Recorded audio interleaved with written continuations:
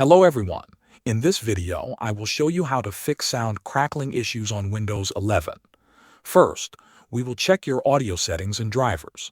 Sometimes sound crackling happens because of enhancements or outdated drivers. Start by disabling audio enhancements. Open your sound settings. Select your output device. Then go to Enhancements. Choose Disable All Enhancements or turn off audio enhancements. This often fixes small audio glitches. Next, we will update your audio drivers. Press the Windows key and search for Device Manager. Open it. Then expand Sound, Video, and Game Controllers. Right-click your audio device and select Update Driver. Choose Search automatically for drivers. Installing the latest driver can fix crackling issues caused by old software.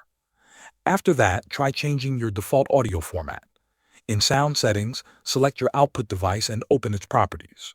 Go to the Output settings and pick a different format from the drop-down menu.